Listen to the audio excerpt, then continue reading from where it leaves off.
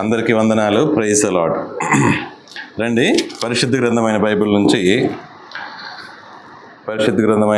నుంచి లూకా సువార్త 23వ అధ్యాయము.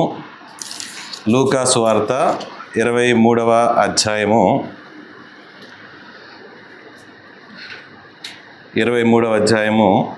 34వ వాక్యము అందరం కలిసి చదువుతాం. లూకా సువార్త 23:34. యేసు, తండ్రి, వీరేమి చేయుచున్నారో వీరెరుగరు గనక వీరిని క్షమించమని చెప్పాను. చాలండి. ప్రేమగల తండ్రి, కృపగలిగిన దేవా, మహోన్నతుడా, సర్వాధికారి, నిత్యుడైనటువంటి దేవుడవు ప్రభువా, ఆ వాక్యమే నాయన కృపాసక్తి సంపూర్ణునిగా మా మధ్య నివసించినటువంటి దినాలలో ప్రభువా, క్రూరమైనటువంటి మనుషులు, ద్రోహులు, ప్రభువా, పాపములలో అపరాధములలో చచ్చినటువంటి వారు దేవా, సృష్టికర్త అయినటువంటి దేవుణ్ణే సిలువకు అప్పగించి ప్రభువా, అతి క్రూరంగా ప్రభువా హింసించి హేళన చేసి ప్రభువా అవమానపరిచి ఉమ్మివేసి గుద్ది ప్రభువా ఎంతో నరకయాతన పెట్టినటువంటి శత్రువుల విషయమై ప్రభువా, ఈ యొక్క భూమి మీద ఉన్నటువంటి చరిత్ర ముగిసేటువంటి దినము, అలాంటి దినము మరలా ఇంకొక దినము రాకూడదు అనేటువంటి పరిస్థితుల మధ్య దేవా, మీరు సిలువపై కొన ప్రాణముతో తండ్రి, వీరేమి చేయుచున్నారో వీరెరుగురు, వీరిని క్షమించుము అనేటువంటి ప్రార్థన ప్రభువా మీరు తండ్రి పక్షమున చేసి భూలోకమునకు నాయన కృప అనేటువంటి ద్వారమును నాయన మీరు విడుదల చేశారు. ఈ దినాన నాయన మీరు ఇచ్చినటువంటి సంఘ ప్రార్థన కొరకు ప్రభువా, ఈ వాక్య భాగమును పరసంబంధమైనటువంటి భావములతో మాకు బోధించి ప్రభువా, మేము కూడా నాయన అంత గొప్ప ప్రార్థన, అంత శక్తివంతమైనటువంటి ప్రార్థన, అలాంటి నాయన ఆత్మీయ అనుభవాలు కలిగినటువంటి ప్రార్థనలలో మేము ఏకీభవించినట్లుగా మీ ప్రజగా, మీ సొత్తైన ప్రజగా, మీ స్వాస్థ్యముగా ప్రభువా మాకు ప్రతి విషయమును మీరు హెచ్చరికలు చేస్తూ ఇప్పటి వరకు మీరు క్షమిస్తూ వస్తున్నారు. ప్రభువా, ఇక కాలము నిండి ఉన్నది, ఇక సమయం లేదు అనేటువంటి దినాలలో మేము జీవిస్తున్నాం. ఎప్పటికైనా సరే మేము కన్ను తెరిచి ప్రార్థన యొక్క నాయన విశిష్టతను, ప్రార్థన యొక్క గొప్పతనమును, చేసేటువంటి ప్రార్థనలు ప్రభువా దేవుని యొక్క చిత్తానికి అనుసారమైనటువంటి ప్రార్థనలు చేయనట్టుగా మాకు మీరు బోధించమని మమ్మల్ని మీ చేతులకు అప్పగించుకుంటూ మా ప్రభువును రక్షకుడైన యేసుక్రీస్తు వారి పరిశుద్ధ నామములో ప్రార్థించి అడిగి వేడుకుంటున్నాం తండ్రి, ఆమేన్. చదవబడినటువంటి వాక్య భాగంలో లూకా సువార్త 23వ అధ్యాయము 34వ వాక్యము. ఇక మానవుని యొక్క చరిత్రకు ఇది ఒక చిరస్మరణీయమైనటువంటి ఘట్టం. ప్రభు యొక్క చివరి నిమిషాలు ఆయన పలికినటువంటి ఈ ప్రార్థన. అయితే 34వ వాక్యానికి ముందుగా 33 చివరి భాగంలో నేరస్తులను ఆయనతో కూడా నేరస్తులను, ఏ నేరము చేయనటువంటి ప్రభువుని నేరస్తులతో కూడా అనేటువంటి మాట మనం చూసినప్పుడు మనము తల ఎత్తుకుని మాట్లాడగలిగినటువంటి మాట కాదది. అలా మాట్లాడితే కూడాను ఆ ఉగ్రత మన మీదకు చింది పడుతుందేమో అనేంత భయం వేసేటువంటి పదం అది. నేరస్తులను, వారితో కూడా. కాబట్టి ఈరోజు మన ప్రార్థన యొక్క అంశం ఏంటి అనంటే, a prayer for his persecutors. A prayer for his persecutors. శత్రువుల కొరకు సిలువపై నిలిచినటువంటి, క్షమించమన్నటువంటి ప్రార్థన, శత్రువుల కొరకు సిలువ మీద చేసినటువంటి ప్రార్థన, మరణ సమయంలో క్షమించమని చేసినటువంటి ప్రార్థన, క్రీస్తు ప్రేమను సిలువపై చూపినటువంటి ప్రార్థన. శత్రువులను హింసకులను క్షమించమని చేసిన ప్రార్థన, మరణ సమయంలో క్షమాపణ కోరిన ప్రార్థన, ఎవరి పక్షాన? నేరస్తుల పక్షాన, హింసకుల పక్షాన, శత్రువుల పక్షాన క్షమించమని చేసిన ప్రార్థన. ఇదే క్రీస్తు ప్రేమకు సాదృశ్యమైనటువంటి ప్రార్థన. చాలా గొప్ప ప్రార్థన. ఈ ప్రార్థన యొక్క విశిష్టతను సేటను చాలా వరకు దీనిని, ఈ వాక్యాన్ని వదిలిపెట్టి యుద్ధాలకు సంబంధించిన ప్రార్థనలు, సంపద సృష్టికి సంబంధించిన ప్రార్థనలు, ఎదుగుదలకు సంబంధించిన ప్రార్థనలు, ఆశీర్వాదపు ప్రార్థనలు 66 పుస్తకాల్లో మనం తిప్పుతున్నాడు. కానీ క్షమించమనే ప్రార్థన ఏ సమయంలో? మరణ సమయంలో, చివరి గడియలలో శత్రువుల పక్షాన ప్రార్థిస్తామేమో ఆలోచించండి. అసలు ఈ పోర్షన్ చదివితేనే మనకు అనిపిస్తుంది, మనకు ఒళ్ళు గగ్గురు పొడుస్తూ ఉంటుంది అన్నమాట. ఆ టైంలో ప్రభువు ఎట్లా మానవ రూపంగా ఉండి, నిలకడగా ఉండి ఎంత గొప్ప ప్రార్థన చేశారా ప్రభు అని. ఆ ప్రార్థన లేకపోతే ఈరోజు నేను మీరు ఈ నూతన నిబంధనలో ఉన్న 27 పుస్తకాల్లో దేవుని కృపను జ్ఞాపకం చేసుకుని ఉండేవాళ్ళం కాదేమో. ప్రభు యొక్క ప్రార్థన లేకపోతే దేవుని యొక్క కృప పరలోకము నుండి అది ఇలాగా భూలోకానికి కుమ్మరించబడి ఉండేదేమో కాదు. అందుకనే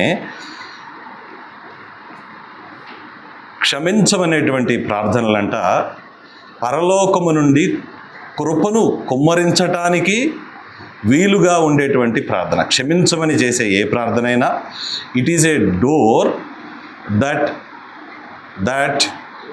allows grace to flow from the heavens onto the earth.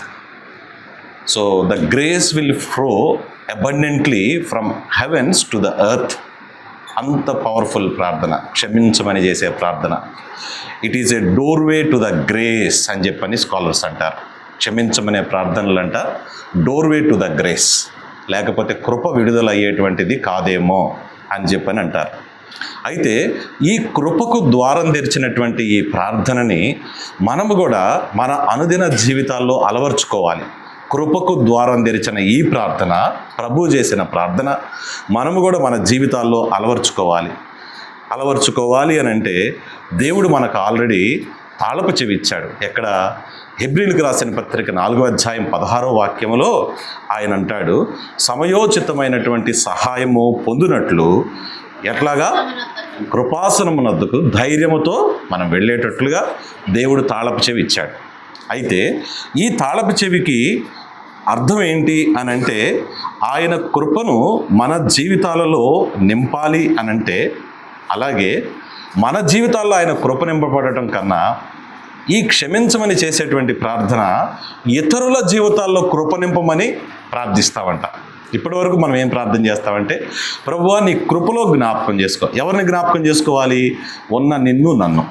కానీ ఈ క్షమించమనే ప్రార్థన ఏంటంటే, ప్రభువుని జ్ఞాపకం చేసుకోమని ప్రార్థన చేయట్లా. సెలవు పైన ప్రభువుని పొడుస్తున్నారే, ప్రభువు ముఖమును కప్పారే, ప్రభు ముఖాన్ని కప్పి ప్రభువుని కొట్టి చెప్పు ఎవరు కొట్టారో అని కేకలు పెట్టారే. ఆలోచించండి ఒకసారి. ప్రభు ముఖానికి గుడ్డ కప్పి రోమన్ సైనికుల్లో ఒక సైనికుడు ఆయన్ని పిడిగుద్దులు గుర్తుతూ, ఇప్పుడు చెప్పు ఈ గుద్దెవరిది, ఇప్పుడు చెప్పు ఈ రెండవ గుద్దెవరిది అని అంటున్నారే. ఆ హేళన చేసేటువంటి విధానం.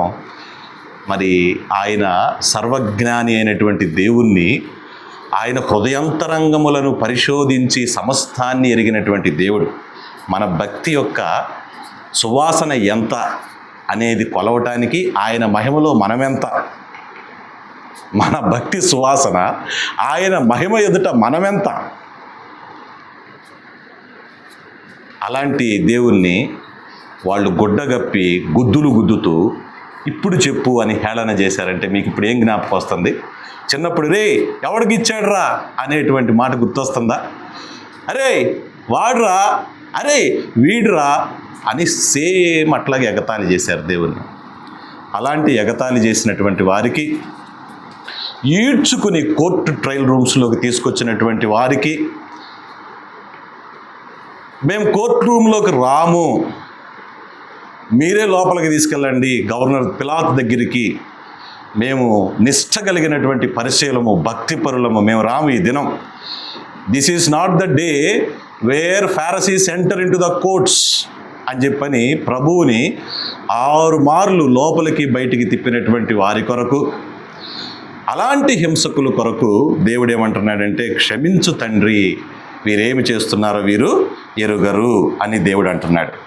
అందుకనే మత్తయి సువార్త 5వ అధ్యాయము 44వ వాక్యములో మనం చూస్తే అక్కడ ప్రభు అంటున్నాడు, చదవండి. మత్తయి సువార్త 5వ అధ్యాయము 44వ వాక్యము.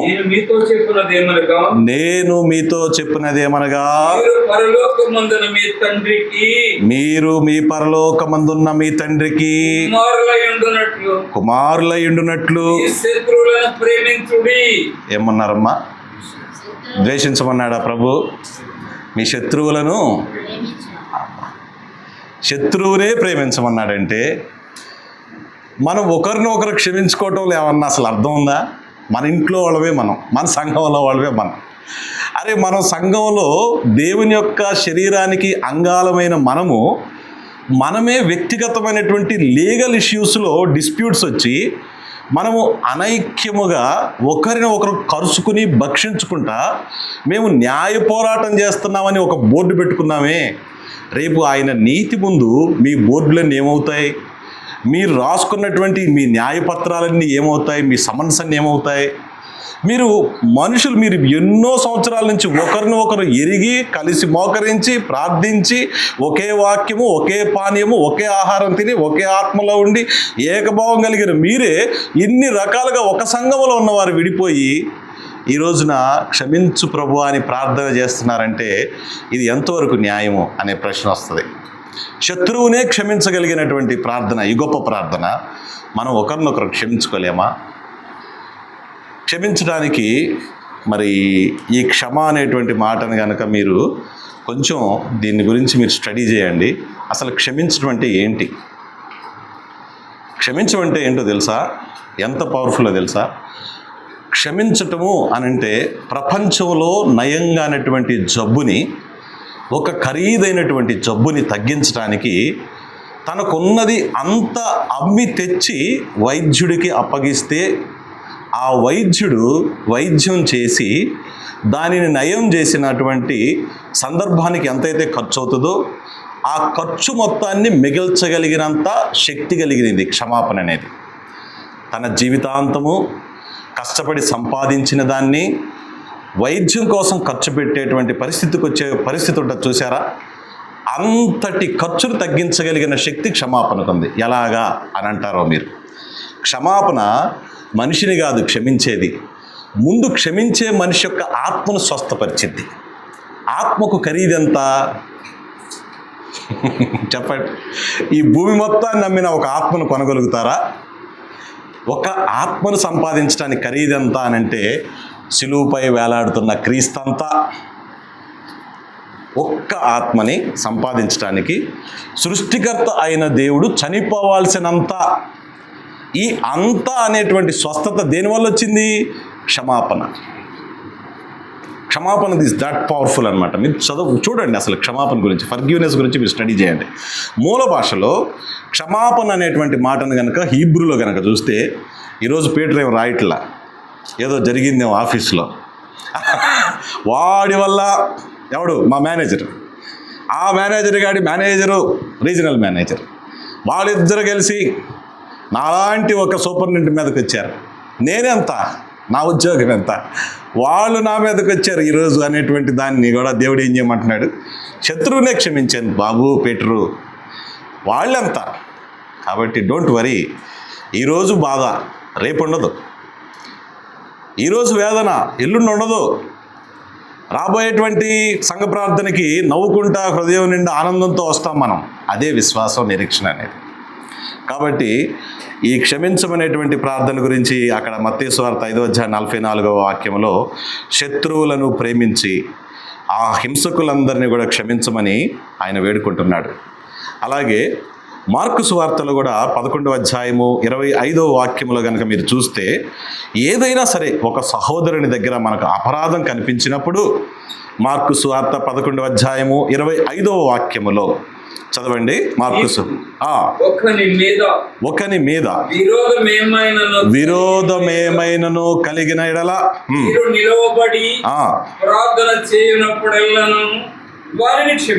మీరు నిలవబడి ప్రార్థన చేయు ఎల్లప్పుడూ వానిని క్షమించుడి. చూడండి, మీరు ఎప్పుడు నిలబడి ప్రార్థన చేసినా మీ హృదయము, మీ ఆత్మ అది స్వస్థపడి ఉండాలి. ప్రార్థనకి ఫస్ట్ మీ సోల్ యొక్క హెల్త్ బాగుండాలండి. మీరు ప్రేయర్ చేయాలంటే మీ లిప్స్ కాదు బాగుండాల్సింది, మీ నాలుక కాదు బాగుండాల్సింది, మీ హృదయం కాదు బాగుండాల్సింది, మీ ఆత్మ బాగుండాలి. మీ ఆత్మ బాగుండాలి అని అంటే దట్ షుడ్ బి క్లెన్స్డ్. దానికి ముందేంటి దేవుడిచ్చింది? క్షమాపణే. మత్తయి సువార్త 6వ అధ్యాయము 12వ వాక్యంలో చదివితే, నేను మిమ్మును క్షమించిన ప్రకారము మీరును, మాటే, నేను మాత్రం మా అత్తయ్యని అస్సలు క్షమించను. ఆమె విషయం ఎత్తితే మాత్రం నేను ఏ కోర్టుకైనా వెళ్తా. ఉందే సుప్రీంకోర్టు భారతదేశంలో, ఇంకే కోర్టుకు వెళ్తారండి? సరి చేసుకోవద్దు మీరు మాత్రం. సరి చేసుకుంటే స్వస్థత వస్తుంది. కానీ మనం కోరే స్వస్థత ఏంటంటే నొప్పి నుంచి స్వస్థత కోరుతాం, ఇంకో దాని నుంచి స్వస్థత కోరుతాం, ఇంకో దాని నుంచి స్వస్థత కోరుతాం. కానీ ఆత్మ యొక్క స్వస్థత ఏంటి? అదే ప్రభు చెప్తున్నాడు. ఈ హీబ్రూ భాషలో ఈ క్షమించుట అనే మాటను కనుక మనం చూస్తే సలాక్ అనేటువంటి మాట నుంచి వచ్చింది క్షమాపణ. సలాక్ అనేటువంటి మాట. ఈ సలాక్ అనేటువంటి మాటకు అర్థం ఏంటంటే పాపమును తొలగించుట. పాపమును తొలగించుట. ఏం తొలగిస్తుంది పాపాన్ని? క్షమాపణనే తొలగిస్తుంది పాపాన్ని. ఇంతకన్నా గొప్ప ఆశీర్వాదం ఏమైనా ఉందా? మీ పాపముల కొరకే కదా ప్రభు శిలువపై మరణించింది. ఆ పాపమును తొలగించడానికే కదా దేవుడు మనకు ఒక ఆయుధము, ఒక తాళపు చెవి ఇచ్చాడు. పాపాన్ని క్షమించగలిగిన తాళపు చెవి క్షమాపణే. అందుకనే ఒక అంకుల్ తన లాస్ట్ డేస్లో ఉన్నప్పుడు మన సహవాసంలోనే ఆయన భార్య వేడుకుంది. నన్ను ఇప్పటికీ ఆ మాట హృదయాన్ని తాకుతుంది. Leave him alone, he will not come again to courts, remove his name as a trustee.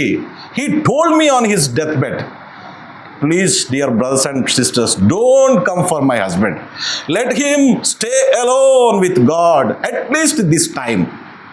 ఈ సమయంలోనైనా సరే కోర్టు తగాదులు మాకొద్దు, ట్రస్ట్ బాధ్యతలు మాకొద్దు, కిరీటాలు మాకొద్దు. మాకు only we want the fellowship of God. We have forgiven everyone and God has forgiven us. We want only this bond and relationship. We don't want anything else అని చెప్పని ఆమె సాక్ష్యం చెప్పిందంట. యూట్యూబ్లో వచ్చింది, విన్నా నేను. నాకు అనిపించింది ద పవర్ ఆఫ్ లీవర్స్ అనే మాట, ఇక వదిలిపెట్టండి అనే మాట ఎలా ఉంది అని అంటే, అమ్మా నీవు ఆమెవే కావచ్చు కానీ నేను ఆయనను కాదు. సెయింట్ అగస్టిన్, నీవు ఆమెవే, పూర్వపు దినాలలో వేశ్యవు, నా స్నేహితురాలవు, అగస్టిన్ అని నువ్వు పిలిచేవే. This is not that Augustine. Now this Augustine is the bond servant of Christ. ఈ అగస్టిన్ మార్పు చెందిన అగస్టిన్. చూడండి, అది ఉందా? క్షమాపణ అంటే అది కంప్లీట్ ట్రాన్స్ఫర్మేషన్. ఇక మళ్ళీ వెనక్కి చూసుకునే పరిస్థితి లేదు. కాబట్టి ఈ క్షమాపణ గురించి కనుక మనం మూలార్థాల్లో చూసుకుంటే ఎన్నో విషయాలు మనకు నేర్పిస్తుంది ఈ క్షమాపణ అనేది. అందుకనే బైబిల్ యొక్క చరిత్రలో అపోస్తలుల కార్యాలు 7వ అధ్యాయము 60వ వాక్యంలో చూస్తే this is the greatest testimony in the Bible. క్షమాపణ has opened the doors of heaven. క్షమాపణ పరలోక ద్వారములను తెరిచి సాక్షాత్తు దేవుడే ఆయన యొక్క కుమారుడైనటువంటి క్రీస్తుని కుడిపార్శ్వము మీద ఉన్నట్లుగా చూపించి, ప్రభువు తండ్రి యొక్క కుడిపార్శ్వమును ఉండి లేచి నిలబడి he has given a standing ovation for the death of Stephen. మొదటి హతసాక్షి సంఘము ఆవిర్భవించబడిన తర్వాత ఆయన చనిపోయినప్పుడు స్టీఫెన్ చేసిన ప్రార్థన ఏంటి? చదవండి. అతడు మోకాళ్ళుని ప్రభువా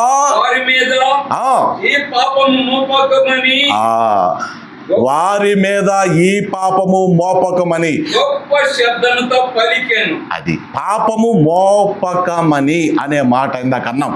క్షమాపణ కెన్ రిమూవ్ యువర్ సిన్. క్షమాపణ హ్యాస్ దట్ పవర్. పాపము మోపుట అని అంటే ఏంటంటే ఇతను ఆయన్ని క్షమించలేదు అని అర్థం. ఇతను క్షమించలేదు అని అంటే కోపం పెట్టుకోవాల్సిన పని లేదండి. If you keep silent that is enough ఆయన మీద నేరం మోపటానికి. అందుకనే మన సంఘాల్లో ఏదన్నా చిన్న మొహం బాగలేకపోయినా, ఏం బ్రదర్ బాగాలేదేంటి, ఏమైంది, ఎందుకు అడుగుతారు అని అంటే, నేనేమన్నా నిన్ను చేశానా, నువ్వు నీ జోలికి రాకూడదు, మీరందరూ దేవుని ఆత్మ కలిగినారు, మీ జోలికి మేము రాకూడదు, మాకొద్దు, మీ పని మీది మా పని మాది. అంటే బయట పనుల్లో. సంఘంలో అందరూ బ్రదర్స్ అండ్ సిస్టర్స్. ఈ ప్రేమ ఇదే కంటిన్యూ అవ్వాలి. మీ వల్ల నా పరలోక రాజ్యం డ్యామేజ్ అవ్వకూడదు, నా వల్ల మీ పరలోక దర్శనానికి ఆటంకం కలగదు. Everybody should respect each and every one. కాబట్టి వాళ్ళ మీద మోపకము, ప్రభువా నేను క్షమించము. ఎవరు నేర్పారు ఈ ప్రార్థన స్టీఫెన్కి? యేసు ప్రభు వారే. ఈరోజు మనకు కూడా అదే ప్రార్థన నేర్పుతున్నాడు. ఇలా బైబిల్లో కోకొల్లలు ఉన్నాయి. సొంత అన్నదమ్ములు మోసం చేస్తే యోసేపు ఏం చేశాడు? ఆయన కూడా క్షమించాడు. క్షమించాడు కాబట్టే కదా 12 గోత్రకర్తలు ఈరోజు మనకు బైబిల్లో ఉన్నారు. అయితే బైబిల్లో సంగతులు కదన్నా ఇవన్నీ, మరి సంఘం ఏర్పడిన తర్వాత జరిగిన పరిస్థితులు ఏంటి అని మీరు అడగొచ్చు. స్మరణ సంఘంలో గొప్ప బిషప్, స్మరణ సంఘం, ఈ గొప్ప బిషప్ ఆయన పేరేంటి అని అంటే పాలీకార్ప్. పాలీకార్ప్ అనేటువంటి ఒక దైవజనుడు. సంఘము, మొదటి సంఘము ఆవిర్భావం అయిన తర్వాత ఈ దైవజనుణ్ణి అక్కడ ఉన్నటువంటి రోమను అధికారులు, కొంతమంది శత్రువులు, ఎవరు మనవాళ్లే కొంతమంది, ఆయన దేవుని సువార్తను ప్రకటిస్తున్నాడని చెప్పని అతని మీద నేరము మోపి అప్పగించినప్పుడు ఆయన పలికినటువంటి మాట ఈ పాలీకార్ప్ ఏమని అంటాడు అనంటే, ఈరోజు ప్రభువా నీ కొరకు బాధపడే అవకాశమును నాకు ఇచ్చినందుకు నీకు కృతజ్ఞతాస్తుతులు చెల్లిస్తున్నాడని ప్రార్థించాడట. ఎవరు? పాలీకార్ప్. ప్రభువా నీ కొరకు బాధపడేటువంటి రోజు, ఈ రోజుని నీవు నాకు ఇచ్చినందుకు నేను నీకు కృతజ్ఞతాస్తుతులు చెల్లిస్తున్నాను అన్నప్పుడు ఆయన్ని సజీవంగా దహనం చేశారంట. అగ్నిలో కాల్చి దహనం చేసి బూడిద చేశారంట. చరిత్రలో ఉంది పాలీకార్ప్. చూడండి, ఒక సంఘ కాపరి, ఒక గొప్ప కాపరి, మరి అలాంటి ఆయన దహించబడబోయే ముందు చేసిన ప్రార్థన, తండ్రి నీకు కృతజ్ఞతాస్తుతులు చెల్లిస్తున్నాను. You have given me a great opportunity to give my life in the flames. చిన్నాటి కోసం ప్రతి దానికి కూడా ఓవర్గా క్యాలిక్యులేషన్ వేసుకుని, ప్రతిదానికి క్యాలిక్యులేషన్ ఉంది. పరలోక రాజ్యానికి మాత్రం ఏ లెక్క లేదు, తీసుకెళ్ళిపోతాడు. Don't worry my dear sister, you are already born again, you are saved. We are for sure, we have the assurance. If any doubt you have, that is the spoken language of Satan, none other than Satan. Nobody will speak this kind of negative things. Don't worry, we have the paradise. ఉంటే ఇలా ఎందుకు అవుతాయండి examples అన్నీ కోల్పోయి పునాదులు కలిగిన శ్రేష్టమైన పట్టణానికి ఎందుకు కనిపెట్టుకున్నారంటారు? ఆలోచించండి. అలాగే ఇంకొక ఉదాహరణ కనుక చూస్తే, సెంట్ ఇగ్నేషియస్ ఆఫ్ యాంటియాక్, అంతియోకులో ఉన్నటువంటి ఇంకొక దైవజనుడు ఇగ్నేషియస్. ఈయన చేసిన ప్రార్థన ఏంటంటే, నన్ను క్రీస్తు కొరకు బలినివ్వటానికి సింహము బోనులలో వేయించినందుకు ప్రభువా నీకు కృతజ్ఞతాస్తుతులు. నన్ను క్రీస్తు నిమిత్తము సింహపు బోనులో వేయించినందుకు ప్రభువా నీకు కృతజ్ఞతాస్తుతులు అని సింహములన్నీ చక్కగా ఆ రోజు మాంసమును చక్కగా భుజించినట్టు సెంట్ ఇగ్నేషియస్, సెంట్ అంటే ఎవరు? పరిశుద్ధుడని పెట్టారు మన సంఘమే ఆయనకి. ఆయన జీవితం ఎంత పరిశుద్ధతదైతేనో సెంట్ అనే బిరుదం రాదు. మనం రాసుకున్నాం రెవరెండ్ అని, నీకు ఎవ్వడి ఇలా. నువ్వు పోయి ఎక్కడో చోట ఒక డాక్టరేట్ తెచ్చి నీలాంటి బుద్ధిహీనుడి దగ్గరికి పోయి బుద్ధిహీనమైన పత్రం తెచ్చి నీ పేరు ముందు రాసావు. Why did brother బక్సింగ్ right his name before and after as reverend or do? Nothing is there. He liked him to call him as brother. Don't call him anything, call me as brother అనుకుంటున్నా నేను. I don't know much about him, but I'm thinking as a human being brother అని పిలవడానికి ఇష్టపడ్డాడు. ఎక్కడైనా మీటింగ్లకు వెళ్తే నన్ను కూడా pastor Bharat అని అంటారు. Why should I oppose them? నా మనసులో అనుకుంటా, ప్రభు I'm not eligible to be called as a pastor, but at let them give a introduction like that. అలా ఇవ్వనియండి. కానీ నాకు తెలుసు ఎంతగా నేను తగ్గించుకుంటున్నానని. I'm not eligible for any honorary thing before or after my name. కాబట్టి మరి ఈ రోజున ఆ భక్తులు చూడండి, వాళ్ళ మరణాలు చూస్తే మీకు అనిపిస్తుంది. కాబట్టి ఈరోజు రెండవ స్లైడ్లో కనుక మీరు చూస్తే, second slide very disturbing slide. ఈ స్లైడ్ చాలా మన మనసుని కలిచివేసేటువంటి ఆ స్లైడ్. ఈ స్లైడ్ ఏంటి అని అంటే, యెషయా రాసినటువంటి గ్రంథము, యెషయా గ్రంథము 53వ అధ్యాయము 12వ వాక్యము కనుక మనం చదివితే మెస్సయ్య గురించి ఇలా రాయబడింది. యెషయా గ్రంథము 53:12వ వాక్యము చదవండి. కావున గొప్పవారితో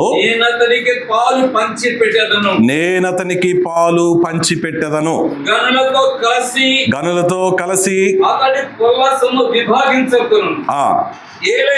ఏలైనగా మరణమునందునట్లు అది మరణమునందునట్లు అతడు తన ప్రాణమును దారపోసెను. ఎందుకు?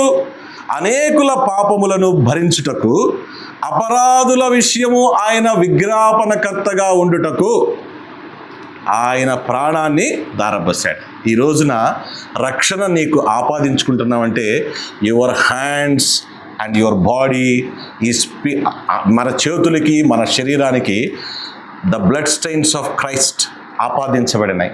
క్రీస్తు యొక్క రక్తపు మరకలు మన దగ్గర ఉన్నాయి. ఆ రక్తమే ఈరోజు సాక్ష్యం ఇస్తుంది మన పవిత్ర జీవితానికి, మన పరిశుద్ధ జీవితానికి. ఎవ్వరూ ఇవ్వాల్సిన పని లేదు. చూసారా, అక్కడ కనుక స్లైడ్లో మనం చూస్తే యేసు ప్రభు వారు ఈ వాక్యాలు ఏమి డిస్ప్లే చేయాల్సిన, ఓన్లీ ఇమేజ్ ఈజ్ ఇనఫ్. అయితే ఆ ఇమేజ్లో కనుక మీరు చూస్తే యేసు ప్రభు వారు శిలువ మీద ఉండి చేసినటువంటి ప్రార్థన, ఏమని ప్రార్థన చేశాడు? తండ్రి, వీరేమి చేయుచున్నారు, వీరెరుగురు, వీరిని క్షమించుము. ఎవరిని క్షమించమంటున్నాడు? The Roman soldiers. ఏ సైనికులైతే ప్రభువుని ఈడ్చుకొచ్చి కోర్టులో తిప్పుకొచ్చి నవ్వి హేళన చేశారో ఆ వారిని క్షమించమంటున్నాడు. Is asking them to forgive all this Roman soldiers. ఈ రోమన్ సైనికులందరినీ క్షమించు ప్రభువా, వారికి తెలియదు వాట్ దే ఆర్ డూయింగ్. ఎవరు ఆయన అంటే కీర్తన 22. ఎవరు ఆ కీర్తన 22? ఆ కాపరి ఎవరు? ఒక మంచి కాపరి. కీర్తన 22 మంచి కాపరి, కీర్తన 23 గొప్ప కాపరి, కీర్తన 24 ప్రధాన కాపరి, ద హై ప్రీస్ట్. ఆ మంచి కాపరి 22లో ఏమైపోయాడంటే శిలువ మీద హేళన చేయబడ్డాడు. 22 అంతా కూడా నీవు గనక మెస్సయ్యవైతే నిన్ను నువ్వు వినిపించుకోవా అని తలలాడిస్తూ ఆయన్ని హేళన చేశారు. అలాంటి సైనికుల కొరకు క్షమాపణ కోరాడు. తర్వాత ఎవరి కోసం క్షమాపణ కోరాడు? యూదా మతస్థుల కొరకు, మత నాయకుల కొరకు. యూదా ప్రజలందరూ అక్కడ సిలువను చూస్తూ వాళ్ళు ఒక మంచి షోలాగా చూస్తున్నారు. అలాంటి వాళ్ళందరినీ కూడా దేవుడు క్షమించమని కోరుతున్నాడు. తర్వాత సిలువపై ఉన్నటువంటి దొంగను కూడా క్షమించమని కోరాడు. ఈరోజు ఈ వాక్యం వింటున్న నిన్ను నన్ను కూడా ఆయన సిలువపై ఉండి ఏం చేశాడు? తండ్రి, ఈరోజు కూడా మనం ఏం చేస్తున్నాం మనకు తెలియటల్లా, కానీ ఎన్నో విషయాల్లో తప్పిపోతున్నాం.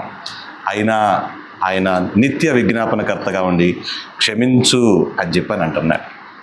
యోబు ఊరకనే లేచి ఉదయాన్నే నా కుమారులు ఏం చేస్తున్నారో ఐ డోంట్ నో, నా కోడళ్ళు ఏం చేస్తున్నారో ఐ డోంట్ నో, నా కుమార్తెలు ఏం చేస్తున్నారో ఐ డోంట్ నో, నా మనవాళ్ళు మనవరాళ్ళు ఏం చేస్తున్నారో ఐ డోంట్ నో, వాళ్ళ ఆత్మీయ స్థితి ఎలా ఉందో ఐ డోంట్ నో అని ఉదయాన్నే లేసే ప్రార్థన అనేటువంటి ధూపాన్ని, ప్రభువా వారు ఏం చేస్తున్నారో వాళ్ళకి తెలియదు, వాళ్ళని క్షమించు.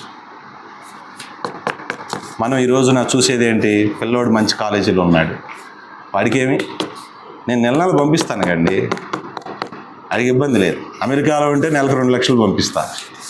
ఇక్కడ నేను ఎన్నైనా తిప్పలు పడతా కానీ వాడు బాగుండాలి. వాడు మాత్రం పెట్రోల్ బంకులో గన్న పట్టొద్దు, నెలకు ఒక $500 సంపాదించొద్దు. నేను పంపిస్తానండి, మా వాడు వస్తాడులే. ఎంతకాలం చేస్తాం ఇట్లా? కాబట్టి ఈ ప్రార్థన వెరీ హైయెస్ట్ ప్రేయర్. ఈ క్షమాపణ ప్రార్థన ఏం చేసింది అని అంటే కృపకు ద్వారము తీసిన ప్రార్థన ఇది. క్షమాపణ ప్రార్థన, పరలోకములో దేవుని కృపకు ద్వారము తెరిచిన ప్రార్థన. ఈరోజు ఈ కృపాయుగంలో మనం ఉండటానికి కారణం అదే. ఇలాంటి గొప్ప ప్రార్థనే. సో ఇలాంటి ఎన్నో ప్రార్థనలు సిలువ మీద ఉన్నాయి. సో అలాంటి వాటిని మనం ధ్యానించి ఆ ప్రకారంగా బైబిల్ స్టడీలో పాల్గొందాం.